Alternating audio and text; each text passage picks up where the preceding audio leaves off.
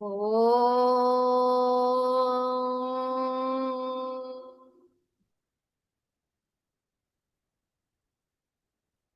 திருமூலரின் திருவடிகளை வணங்கி இந்த வகுப்பை தொடங்குவோம். நம்ம இதுக்கு முன்னாடி என்ன தலைப்பு பார்த்தோம்? மூவகை சீவ வர்க்கம் பார்த்தோம். 3 வகையான மக்கள்.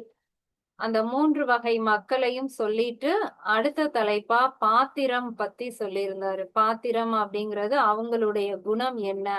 அடுத்து அபாத்திரம், யாருக்கெல்லாம் அந்த குணம் கிடையாது, சிவபெருமானோட எப்பொழுதும் இணைந்திருக்க குணம் உடையவர்கள் பாத்திரம்னும், அதற்கு தகுதி அற்றவர்கள் அபாத்திரம் அப்படின்னு சொல்லியிருந்தாங்க.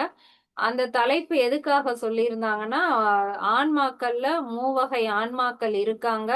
அவங்கள நாம உணரணும். அதுல யார் அந்த தானத்துக்கு உரியவர்கள் அப்படிங்கிற அறிவு நமக்கு இருக்கணும்.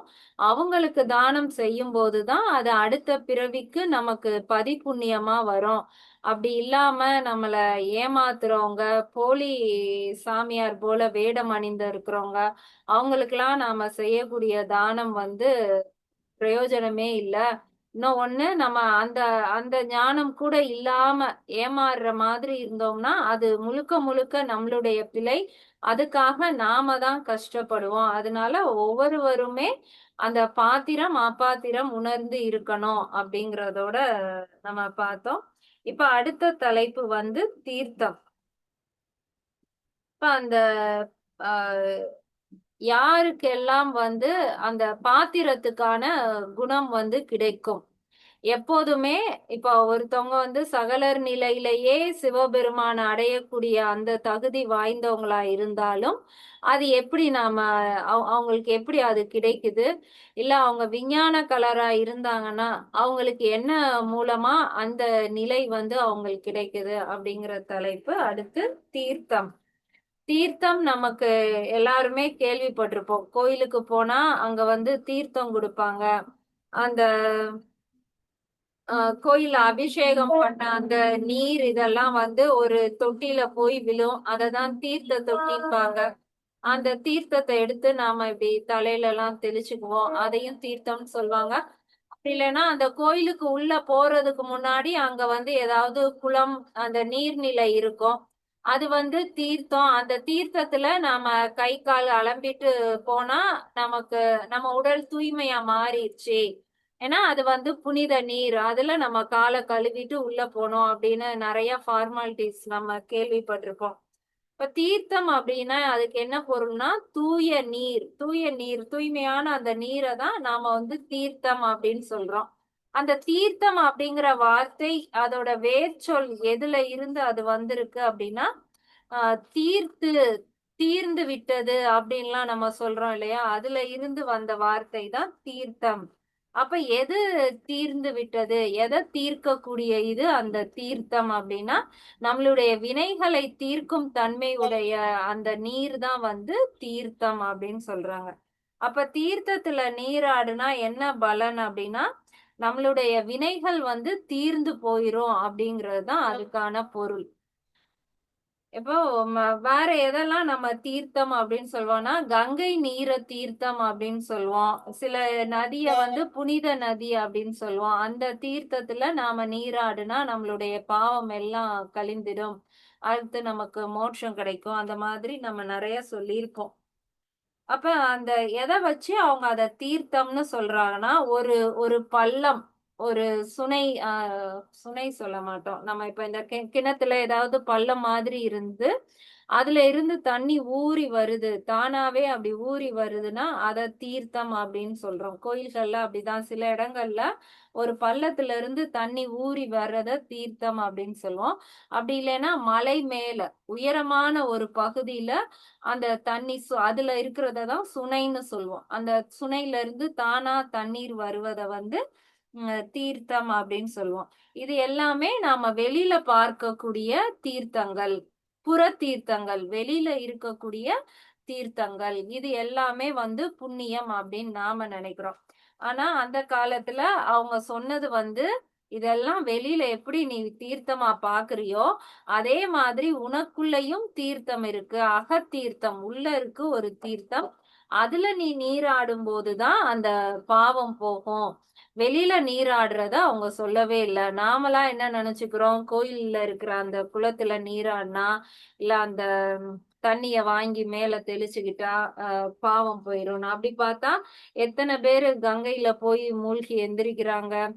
அந்த கும்பமேளால போய் அந்த தீர்த்த தண்ணியில போய் இது பண்ணிட்டு வர்றாங்க. அவங்களுக்கு எல்லாம் பாவம் போயிடுச்சா? அப்படிலாம் கிடையாது. அப்ப அவங்க சொல்ற தீர்த்தம் இது கிடையாது. இது வந்து நமக்கு ஒரு ஃபார்மாலிட்டிக்கு தான். திருமூலர் சொல்றதே வந்து இந்த உள்ளம் தான் பெருங்கோயில், இந்த உடல் தான் கோயில். அப்ப உடலுக்கு உள்ளதான் தீர்த்தம் இருக்கு. அந்த தீர்த்தத்துல தான் நீராடணும். வெளியில வந்து நம்ம உடல் எப்படி இருக்குன்னு சித்தரிக்கிறதுக்காக தான் கோயில். அதுல ஒரு தீர்த்த தொட்டி எல்லாமே. அதெல்லாம் பார்த்து நீ தெரிஞ்சு புரிஞ்சுகிட்டு அதே கான்செப்ட் உனக்குள்ள இருக்கு. அத நீ உன் உடலுக்குள்ள செய்யணும் அப்படிங்கிறதுக்காக தான் இந்த தீர்த்தம் அப்படிங்கிற அந்த இதையே வந்து உருவாக்கி இருக்காங்க. இப்ப பாடலுக்குள்ள போகலாம். அந்த தீர்த்தத்தை இன்னும் நல்லா தெளிவா வந்து விளக்கம் சொல்லி இருக்காரு. 509வது பாடல். உள்ளத்தின் உள்ளே உளப்பல தீர்த்தங்கள் மெல்லக் குடைந்து நின்று ஆடார் வினைகெட பள்ளமும் மேடும் பரந்து திரிவரே கள்ள மனம் உடை கல்வியிலாரே. உள்ளத்தின் உள்ளே அப்படின்னா நம்மளுடைய உள்ளம். அந்த உள்ளத்துக்கும் உள்ள அப்பனா நம்மளுடைய உடலுக்குள்ள நம்ம ஆழமா உள்ள ஊர்ந்து போகும்போதுதான் உல பல தீர்த்தங்கள் நம்ம உடலுக்குள்ள பல விதமான தீர்த்தங்கள் வந்து இருக்கு. ஒன்று இரண்டு இல்ல, பல தீர்த்தங்கள் நம்ம உடம்புக்கு உள்ள இருக்கு. மெல்ல குடைந்து நின்று மெல்ல அப்படின்னா அந்த உள்ள இருக்கிற தீர்த்தத்தை நாம நினைச்ச உடனே எல்லாம் போய் அடைந்திட முடியாது. இன்னைக்கு நம்ம இந்த கிளாஸ்ல படிக்கிறோம், நாளைக்கு அந்த தீர்த்தத்தை போய் அடைஞ்சிடலாம்னா முடியாது. அது வந்து ஒரு மெல்லமான ப்ராசஸ் தான், ரொம்ப மெதுவா தான் அது நடக்கும். குடைந்து அப்படின்னா எதை நம்ம குடையிறதுன்னு சொல்லுவோம், ஒரு ஒரு செவுத்துல இப்படி ட்ரில் பண்ற மாதிரி இருந்தா குடையிறதுன்னு சொல்லுவோம். இல்லைன்னா எலி வந்து அப்படியே குடைஞ்சுகிட்டு வருதுன்னு சொல்லுவோம். அந்த செவுத்த வந்து அப்படியே துளையிட்டுட்டு போறது. மலைய குடைஞ்சி பாதை போட்டிருக்காங்கன்னு சொல்றோம். அப்ப அந்த மாதிரி குடையிறது. மெல்ல குடைந்து அப்ப நம்ம உடல்ல எதை வந்து மெல்ல குடைந்து அப்படின்னு சொல்றாங்கன்னா, நம்ம நம்மளுடைய மூலாதார சக்கரம் அந்த அதுலதான் மெல்ல குறைந்து முதல் சக்கரத்தை வந்து நாம எழுப்பி அதுக்குள்ள எப்படி வந்து அந்த எலி வந்து துளையிட்டுட்டு அப்படியே உள்ள போகுமோ அதே மாதிரி. அதனாலதான் மூலாதாரத்துக்குரிய இறைவனும் வந்து விநாயகர் தான் வச்சிருப்பாங்க. விநாயகருடைய வாகனமாவும் எலியதான் வச்சிருப்பாங்க. அந்த விநாயகருடைய வாகனமான எலி வந்து என்ன செய்யும், எவ்வளவு சின்ன துகளா இருந்தாலும் சரி அதை வந்து அப்படியே கொஞ்சம் கொஞ்சமா கொடைஞ்சி பெருசாக்கி அதுக்குள்ள போகக்கூடிய தன்மை கொண்டது. அதனாலதான் மூலாதாரத்துக்குரிய வாகனம் வந்து எலி. அந்த மாதிரி மெல்ல குடைந்து அந்த முதல் சக்கரத்தை மெல்ல குடைந்து அது வழியா நாம வந்து அடுத்தடுத்த சக்கரங்களுக்கு போகும்போதுதான் அந்த தீர்த்த நீர் கிடைக்கும் அப்படிங்கிறத அந்த ஒரே வார்த்தையில மெல்ல குடைந்து அப்படின்னு சொல்லிட்டாரு. நின்று ஆடார் அந்த அந்த சக்கரங்களுக்குள்ள குடைந்து போனால் மட்டும் போதாது, அதுல நிக்கணும். அந்த ஒவ்வொரு சக்கரங்கள்லயும் அந்த நிலைகள்ல நின்று உணரும் போதுதான் அதுல இருக்கக்கூடிய அந்த தீர்த்தத்துல நம்ம வந்து உணர முடியும். நின்று ஆடார் வினைக்கெட அந்த அந்த ஒவ்வொரு சக்கரங்கள்லயும் ஆடாமல் நிக்கும் போது என்ன ஆகுது, நம்மளுடைய வினை வந்து கெடுது. கெடுதுன்னா நீங்கி விடுது. பள்ளமும் மேடும் பறந்து திரிவரே. அப்படி பொறுமையா உட்கார்ந்து நம்மளுடைய மூலாதாரத்தை பயிற்சி பண்ணி அதுல நின்னு செய்ய முடியாம நாம என்ன செய்யறோம்னா, பள்ளமும் மேடும்னா வெளியில போய் ஏதாவது ஒரு கோயில்ல குளம், பள்ளம்னா குளம், மேடு அப்படின்னா மலை மேல ஏறி போய் எங்கேயாவது வந்து இந்த மாதிரி சுனை இருக்காதா, தீர்த்த நீர்க்கு இருக்காதா, அதுல தேடி போய் பள்ளமும் மேடும் பறந்து திரிவரே. அந்த தீர்த்தத்தை தேடிக்கிட்டு நாம பறந்து திரிஞ்சுகிட்டு இருக்கோம். கள்ள மனம் உடை கல்வி இல்லாரே. அவங்கெல்லாம் யாரா? கள்ள மனம். அவங்களுக்கு வந்து ஒரு தெளிவான அறிவு ஞானம் இல்லாம அறியாமை குணம் உடைய கள்ள மனம் கொண்டவர்கள். கல்வியிலோரே அவங்களுக்கு எந்த கல்வியுமே இல்ல. அவங்க கடைசி வரை இப்படியே கோயில் குளமா போய் எங்க தீர்த்தம் இருக்கு, எங்க நீராட, எப்படி வினைய கழிக்கன்னு அவங்க தேடிக்கிட்டே இருக்க வேண்டியதான். யார் ஒருவர் உட்கார்ந்து பயிற்சி பண்றாங்களோ அவங்களால தான் ஒவ்வொரு சக்கரங்களா நின்று கடந்து அந்த தீர்த்த நீரை பருகி வினைய கழிக்க முடியும். வெளியில கோயிலுக்கு போய் பிரயோஜனம் இல்ல அப்படிங்கறத தான் முதல் பாடல்ல சொல்லியிருக்காரு. உள்ளத்தின் உள்ளே உளப்பல தீர்த்தங்கள். நம்மளுடைய உடலுக்குள் இருக்கக்கூடிய அந்த உள்ளத்தினுள்ளே பல தீர்த்தங்கள் உள்ளன. மெல்ல குடைந்து நின்று ஆடார் வினை கெட. அந்த முதல் சக்கரமான மூலாதாரத்தை மெதுவாக குடைந்து அதனுள் சென்று அந்த தீர்த்த மலையில் மூழ்கி தன்னுடைய வினையை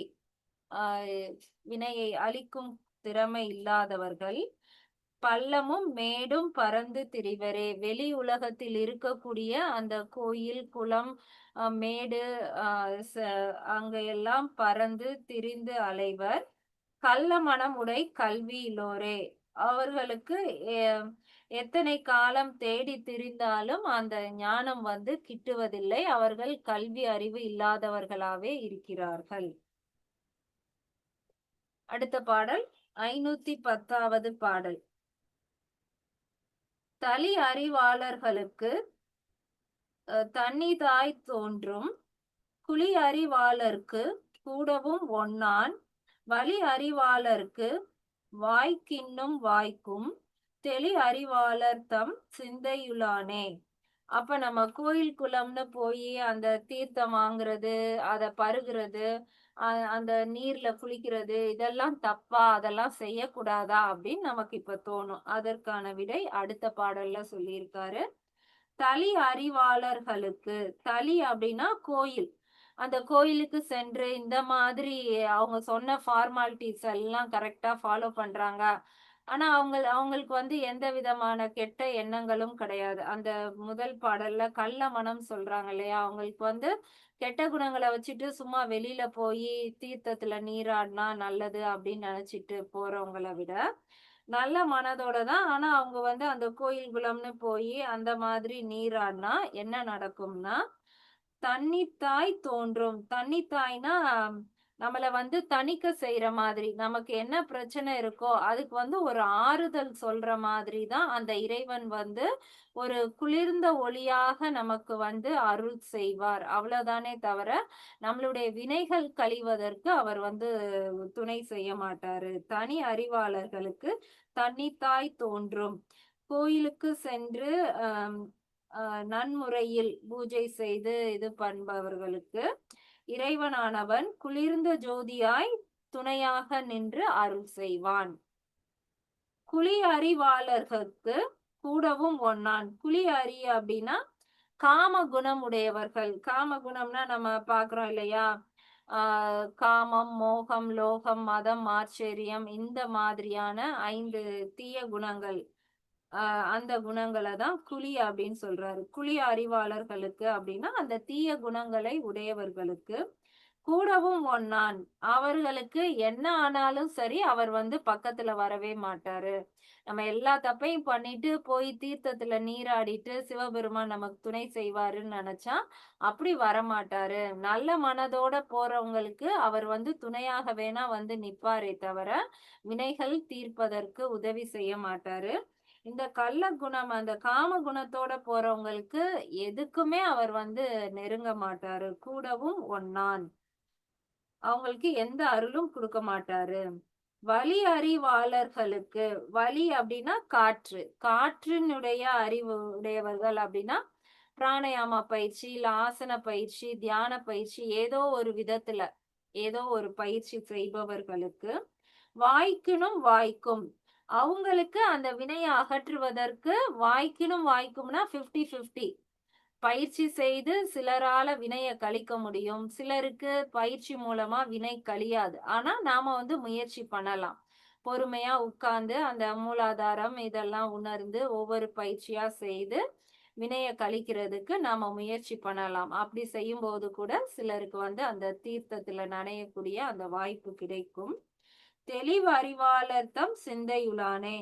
ஆனா தெளி அறிவு அப்படின்னா தெளிந்த ஞானம் உடைய அந்த ஞானிகளுக்கு மட்டும்தான் அவர் கூடயே இருந்து அந்த தீர்த்தத்தை கொடுத்து அந்த தீர்த்தத்தின் மூலமாக அந்த வினையை கழிக்கக்கூடிய அந்த பாக்கியத்தை வந்து அந்த ஞானிகளுக்கு மட்டும்தான் கொடுப்பாரு.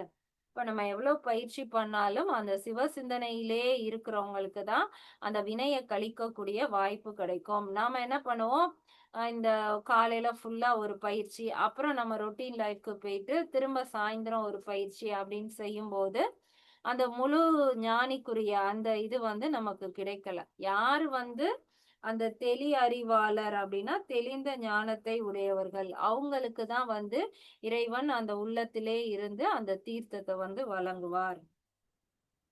இன்னொருக்க பார்க்கலாம். தளி அறிவாளர்களுக்கு தன்னித்தாய் தோன்றும். திருக்கோயில் வழிபாடு செய்து இறைவனை தொழ விரும்புபவர்களுக்கு இறைவன் குளிர்ச்சியான ஒளி பொருந்திய அந்த ஞானத்தை கொடுத்து அருள் செய்வார். துணையாக நின்று அருள் செய்வார். குழி அறிவாளர்களுக்கு கூடவும் ஒன்னான். காமம் முதலிய கெட்ட குணங்களை உடையவர்களுக்கு இறைவன் எந்தவித துணையும் செய்ய மாட்டான். வழி அறிவாளர்களுக்கு வாய்க்கினும் வாய்க்கும். காற்றின் மூலமாக பிராண பயிற்சி, சில பயிற்சிகளை செய்ய விரும்புபவர்களுக்கு வாய்க்கணும் வாய்க்கும் அந்த வினையை கடக்க முடிந்த அளவு உதவி செய்வார். தெளிவறிவாளர் தம் சிந்தையுளானே. தெளிந்த ஞானம் உடையவர்களின் உள்ளத்தில் வீற்றிருப்பவன் சிவபெருமான். அவங்களுக்கு தான் இறைவன் அந்த இதை கொடுக்கிறாரு. 511வது பாடல். உள்ளத்தின் உள்ளே உணரும் ஒருவனை கள்ளத்தின் ஆறும் கலந்து அறிவாரில்லை. வெள்ளத்தை நாடி விடும் அவர் தீவினை பள்ளத்தில் இட்டது ஓர் பத்தலுள் ஆமே. இப்ப முதல் பாடல்ல அந்த எந்நேரமும் அந்த தெளிந்த ஞானத்தோட இருக்கணும். தெளிந்த ஞானத்துக்கும் என்ன வித்தியாசம் அப்படின்னா, ஒரு ஒரு கதை உண்டு. அந்த கங்கையில குளிச்சா நமக்கு வந்து பாவம் போயிடும், நமக்கு வந்து மோட்சம் கிட்டும் அப்படின்னு சொல்லி ஒரு இது இருக்கு.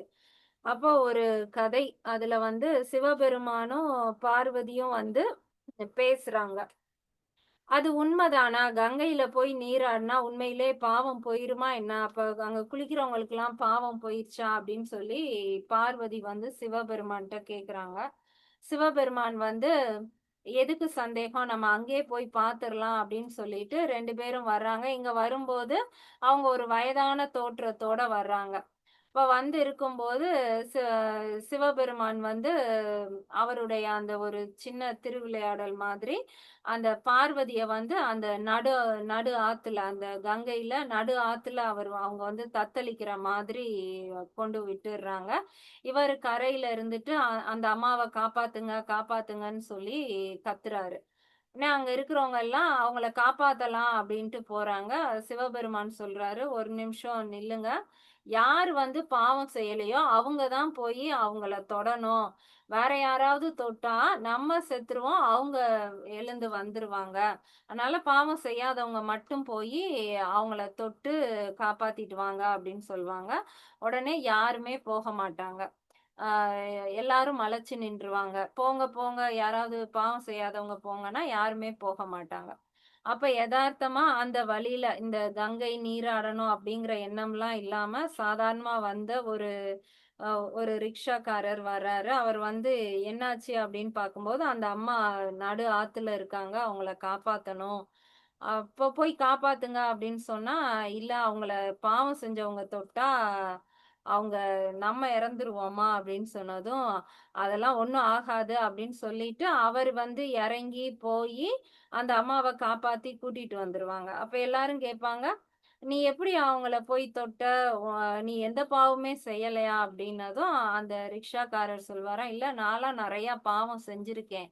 ஆனா இது கங்கை நதி தானே, இதுல குளிச்சோம்னா நம்மளுடைய பாவம் போயிரும் தானே, அதனால நான் உள்ள விழுந்ததுமே என்னோட பாவம் போயிருச்சு, நான் போய் அவங்கள தொட்டேன், எனக்கு ஒண்ணுமே ஆகல, நான் காப்பாத்திட்டு வந்துட்டேன் அப்படின்னு சொல்வாரு. அப்ப இத வந்து யாருனாலுமே செஞ்சிருக்கலாம். அங்க இருக்கிற யாரு போய் குதிச்சாலுமே பாவம் போய் அவங்கள வந்து கூட்டிட்டு வந்திருக்கலாம். ஆனா ஏன் வந்து நம்ம அப்படி அப்படி செய்யல, யாரும் போகலன்னா, எல்லாரும் சும்மா சொல்றாங்கன்றதுக்காக தான் செய்றோமே தவிர, நம்ம வந்து முழு நம்பிக்கையோட இங்க நாம குளிக்கிறோம், நமக்கு பாவம் போயிருது, நம்ம தூய்மை ஆயிட்டோம், இனி நம்ம போய் எந்த பாவமும் நாம செய்ய மாட்டோம், அப்படிங்கிற அந்த நம்பிக்கை வந்து நம்ம யாருக்குமே இல்ல. இல்லாம தான் எல்லாரும் சொல்றாங்கன்னு செஞ்சுட்டு பழையபடி வந்து நாம நம்மளுடைய வேலையவே செய்றோம். திரும்ப ஒரு நாள் போய் அங்க குளிச்சுக்கலாம். இந்த மாதிரியான ஒரு எண்ணத்தோட இருக்கோம். யார் வந்து முழுமையா அத நம்பி செய்றாங்களோ, அவங்களுக்கு தான் வந்து அந்த பாவம் போகும். அப்ப இந்த பாடல்ல அவர் சொன்னதும், அந்த தெளி அறிவாளர் அப்படின்னா, எப்பயுமே அந்த தெளிந்த ஞானம் இருக்கணும். இறைவன் வந்து நமக்கு துணையா இருக்காருன்னு அவர நம்பி, அவர நினைத்து செய்பவர்களுக்கு தான் அது கங்கையில குளிச்சாலும் சரி, இல்ல சாதாரண ஒரு நீரோட்டத்துல குளிச்சாலும் சரி, அந்த பாவம் வந்து போகும். இல்ல நம்ம எங்க போய் குளிச்சாலும், அவர நம்பல அப்படின்னா நமக்கு வந்து பாவம் போகாது.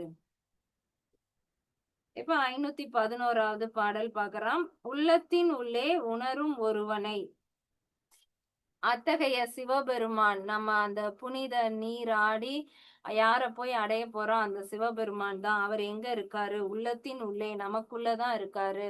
உணரும் ஒருவனை அவர போய் ஒருத்தர் வந்து உணர்றோம். நம்ம தான் அந்த இறைவன நமக்குள்ள இருக்காரு அப்படிங்கிறத உணரக்கூடியவன். கள்ளத்தின் ஆறும் கலந்தறிவார் இல்லை. கள்ளத்தின் அப்படின்னா கள்ளத்தனம் இப்போ போலி சாமியார் வேடம் போட்டுக்கிட்டு இந்த மாதிரி க கள்ளத்தனம் செய்பவர்கள் கள்ளத்தின் ஆளும் கலந்து அறிவாரில்லை. அந்த கள்ள மனம் உடையவர்கள் அவங்க வெளியில இந்த மாதிரியான தோற்றம் வச்சுட்டு நம்ம பாக்குறோம் இல்லையா? நம்ம நிறைய கோயில்களுக்கு போறோம். சாமியார் வேஷம் போட்டுக்கிட்டே அவங்க வந்து ரொம்ப கேவலமா பேசுவாங்க. இந்த ட்ரெஸ்ஸுக்கும் அவங்களுக்கும் சம்மந்தமே இல்லையே அப்படின்னு சொல்லுவோம் இல்லையா? அந்த மாதிரி இருக்கக்கூடியவர்கள் வெள் வெள்ளத்தை நாடி விடும் அவர் தீவினை. அவங்க வந்து எப்படிதான் அவங்க வெளியில வந்து அந்த மாதிரியான தோற்றத்துல இருந்துகிட்டு அந்த அந்த புனிதமான நீர்ல போயி அவங்க என்னதான் மூழ்கி எந்திரிச்சாலும் அவங்களுக்கு வந்து அது எந்த பலனும் குடுக்காது. அது எதனுடைய தொடர்பு உள்ளது போலனா, பள்ளத்தில் இட்டது ஓர் பத்தலுள் ஆமே. ஒரு பள்ளத்துல இருக்கக்கூடிய தண்ணிய. அத ஒரு ஒரு ஒரு தொட்டி இருக்கு. அந்த தொட்டியில இருக்கிற தண்ணிய வந்து நம்ம வெளிய வெளிய மோந்து ஊத்தணும்னு நெனைக்கிறோம். ஆனா நம்ம கையில ஒரு ஓட்ட வாளிய குடுத்துட்டாங்கன்னா, நம்ம என்ன செய்வோம்? எவ்வளவுதான் இறைச்சாலும் அந்த தண்ணி வந்து வெளியில போகாது. அந்த மாதிரி அந்த ஓட்ட வாளி போல தான் அந்த கள்ள குணம் உடையவர்கள். அவங்க எவ்வளவுதான் உள்ள மூழ்கி மூழ்கி எந்திரிச்சாலும், அவங்களுடைய வினை கழிய போறதில்ல. அவங்க வினை அவங்களுக்குள்ளயே தான் இருக்கும். அந்த ஓட்ட வாளி அந்த பள்ளத்து தண்ணிய எப்படி இறைக்காதோ, அதே மாதிரி இந்த போலி வேடம் அணிந்து கொண்டு இருப்பவர்கள், எத்தனை முறை அந்த தீர்த்தத்தில் நீராடினாலும் அவர்களுக்கு வந்து ஒண்ணுமே கிடைக்கப் போறது இல்லை. அடுத்து 512வது பாடல். அறிவு அமரர்கள் ஆதிபிரானை செறிவான் உரைப்பதம் சென்று வளங்கொள் மறியார் வளைக்கை வருபுனல் கங்கை பொறியார் புனல் மூழ்கப் புண்ணியர் ஆமே.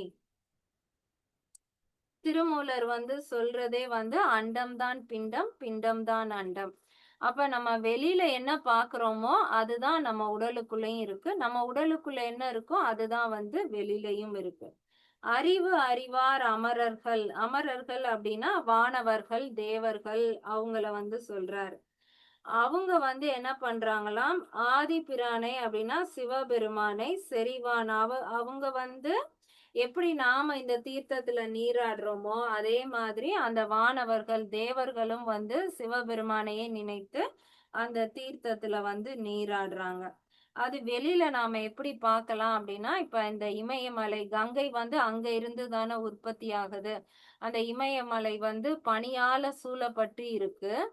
அந்த ஒரு கரெக்டான காலம் தட்பவெப்பம் மாறும்போது அந்த பனி கொஞ்சம் கொஞ்சமா உருகி அந்த கங்கை வந்து நீரா அப்படியே அருவியா மாறி அந்த அது அது எப்படி வெளியில நடக்குதோ அந்த கங்கை நீர் அப்படியே கொஞ்சம் கொஞ்சமா வந்து அந்த எல்லா நிலத்தையும் அப்படியே சரி பண்ணி அப்படியே அந்த பூமியை ஆரோக்கியமா மாத்துதோ அதே மாதிரி தான் வெளியில நடக்குது.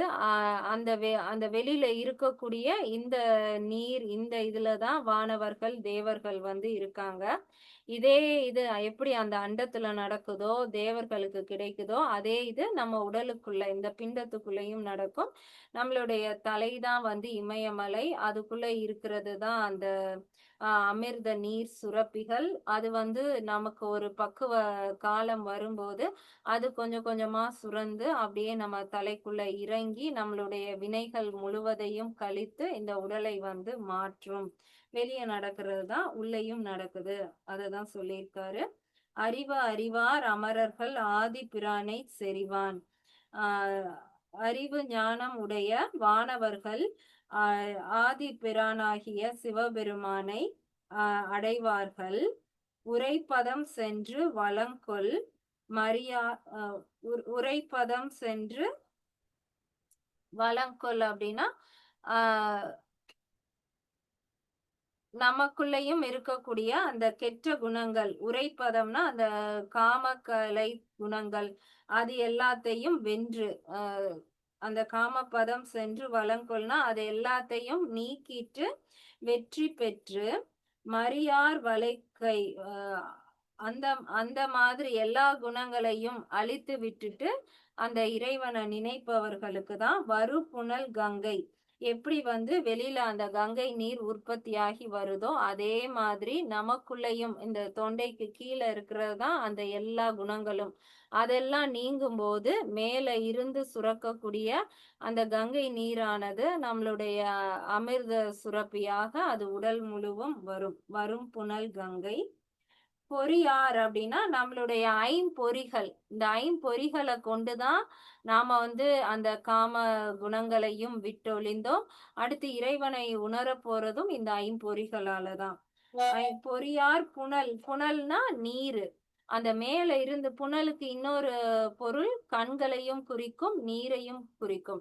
அப்ப இந்த இடத்துல புனல் மூழ்க அப்படின்னா நம்மளுடைய கண்கள் வந்து மூழ்கிற அளவுக்கு மேல இருந்து அந்த தீர்த்த நீரை வந்து நாம பருகக்கூடிய வாய்ப்பு வந்து கிடைக்கும்.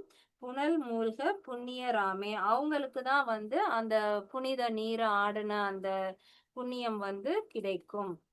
யாருக்கு எப்படி வெளியில வானவர்கள் வந்து அந்த சிவபெருமானை நினைத்து செரிகிறார்களோ அதுபோல் நாமும் நமக்குள்ள இருக்கக்கூடிய அந்த கெட்ட குணங்களை வென்று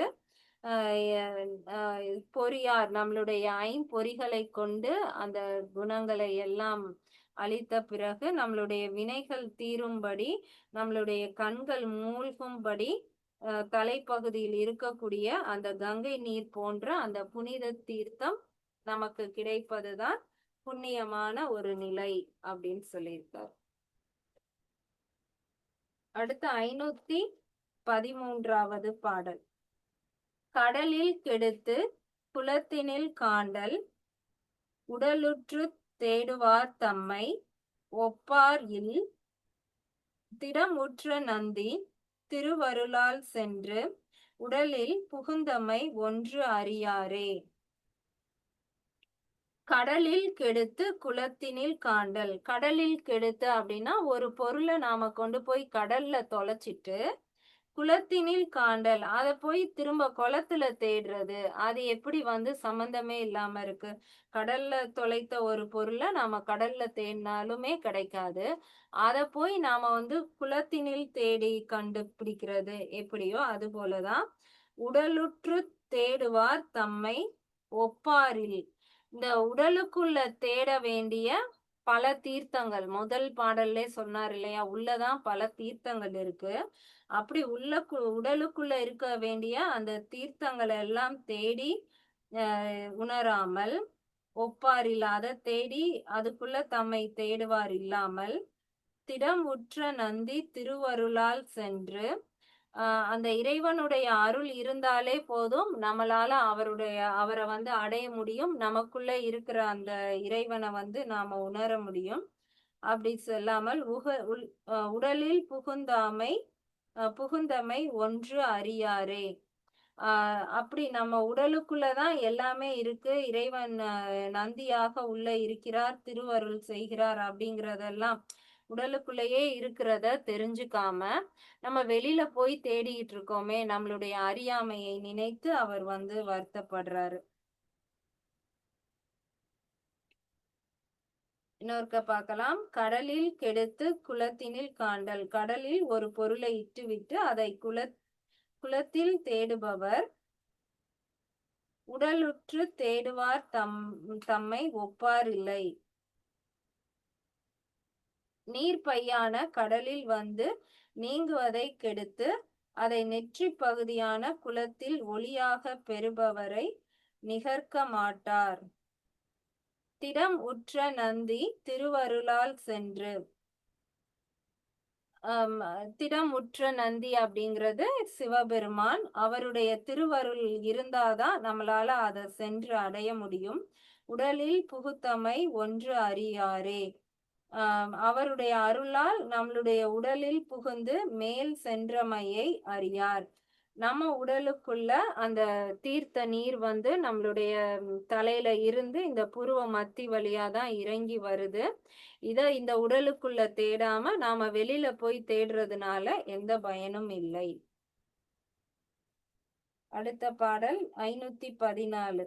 கலந்தது நீர் அது உடம்பில் கருக்கும், கலந்தது நீர் அது உடம்பில் சிவக்கும், கலந்தது நீர் அது உடலில் வெளுக்கும், கலந்தது நீர் அனல் காற்று அது ஆமே.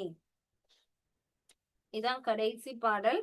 அந்த தீர்த்தம் வந்து அப்ப எப்படி இருக்கும், எங்க இருக்கும் அப்படிங்கிறத தான் சொல்லியிருக்காரு. நம்மளுடைய முதல் சக்கரம் மூலாதாரம், அந்த தீர்த்தம் உருவாகிற இடம் 7வது சக்கரம் சகசிரார சக்கரம். எப்படி இமயமலையிலிருந்து கங்கை அப்படியே நீரா இறங்கி வருதோ அதே மாதிரி மேல இருந்து கீழே இறங்கி வருது. நாம அந்த தீர்த்தத்துல நீராடணும்னா நம்ம கீழே இருந்து மேல போனாதான் அந்த தீர்த்தம் வந்து நமக்கு கிடைக்கும்.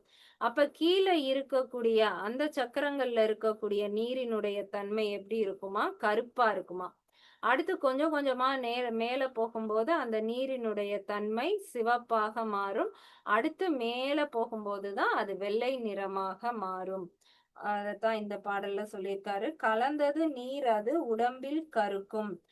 எப்ப வந்து அது கருக்கும் அப்படின்னா, நம்ம வந்து இப்ப நம்ம உலக வாழ்க்கையில நாம இருக்கும்போது எப்படி இருக்கோம்னா கபமாக இருக்கும். அதாவது தாமச குணமா இருக்கும். நம்ம இறைவனை அடையிறதுக்கு நம்ம எந்த முயற்சியுமே செய்யல, எந்த பயிற்சியுமே செய்யல. அப்ப நம்ம வெளி உலகத்துல நாம ரஜசிக்கா எப்படி வேணாலும் இருந்திருக்கலாம்.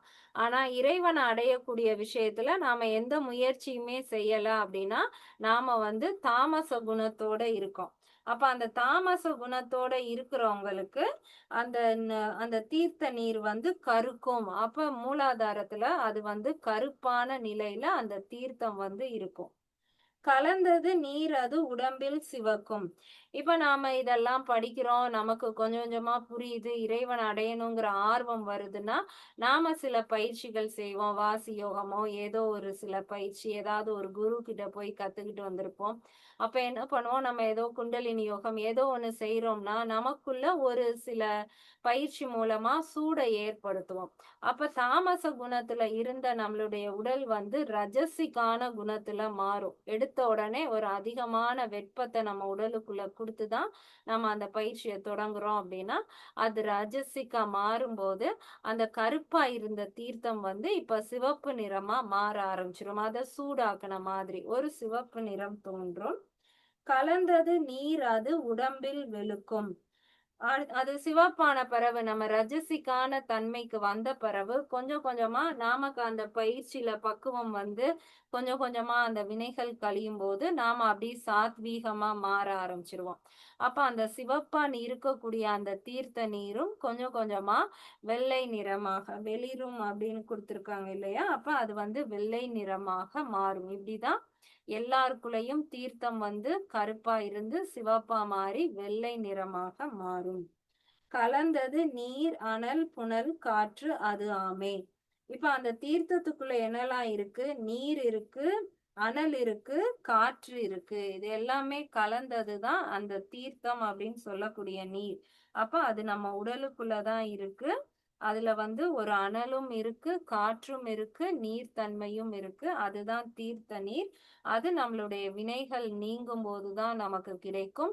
அந்த தீர்த்தம் பருக பருக அதுல மூழ்கி குளிக்கிறோம் அப்படின்னு சொல்லலாம், இல்ல அதை பருகுறோம்னு எடுத்துக்கலாம். நம்மளுடைய உடல் தான் தீர்த்தத்தினால நிரப்பப்படும் போது நம்மளுடைய வினைகள் முற்றிலுமாக நீங்கப்படுது. நமக்கு அந்த இரவா நிலை வந்து கிடைக்க போகுது.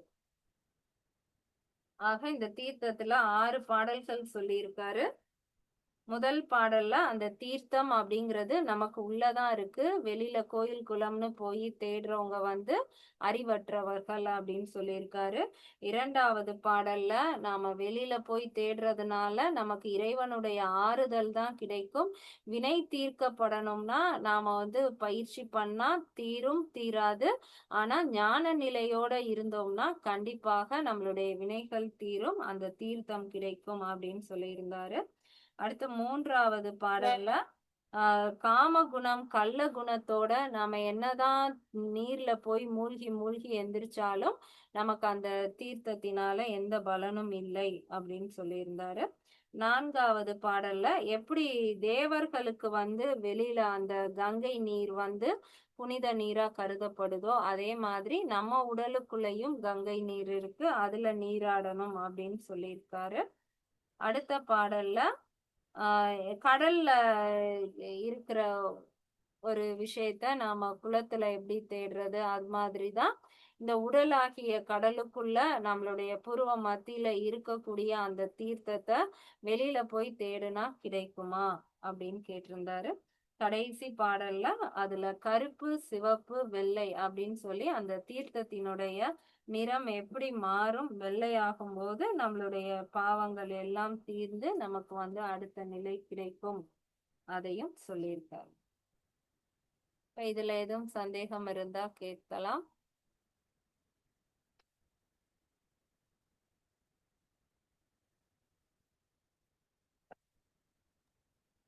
அக்கா சொல்லு சிந்து.